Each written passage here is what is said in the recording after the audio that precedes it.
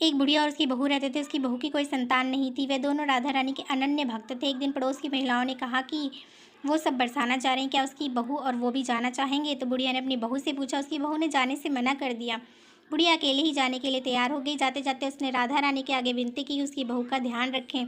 बुढ़िया के जाते ही अगले दिन बुढ़िया के घर पर एक छोटी सी बच्ची आई। उसकी बहू ने पूछा, बेटा तुम कौन हो, यहाँ कैसे? तो उसने कहा कि उसकी सास ने जाते जाते उससे कहा था कि उसकी बहू का ध्यान रखूं। अब वो रोज़ उसके घर आती, खाती पीती, बातें करती और चली जाती। एक दिन आकर वो अचानक उसकी गोद में बैठ गई। अब उसकी बहू ने पूछा कि बेटा तुम्हें कुछ चाहिए? तो उसने कहा, हाँ मुझे घाघरा चोली चाहिए। उसकी बहू ने बड़े प्यार से अपने हाथों से घाघरा चोली सिला और उसको दे दिया और कहा कि पहन कर दिखाए। तो उसने कहा, नहीं मैं राधा अष्टमी वाले दिन पहनूंगी। उसकी बहू ने कहा कि फिर वो उसे देखेगी कैसे? उसने कहा कि राधा अष्टमी वाले दिन मैं बरसाना में मंदिर में मिलूंगी। अगले दिन राधा अष्टमी थी। उसकी बहू मंदिर गई और मंदिर में बहुत भीड़ थी। जैसे ही भीड़ को पार कर कर वो गर्भगृह पहुंची, वो देखकर स्तब्ध रह गई कि मूर्ति ने वही कपड़ा पहना हुआ था जो उसने उस बच्ची को सिल कर दिया था। उसे समझने में टाइम नहीं लगा कि वो बच्ची कोई और नहीं राधा रानी थी।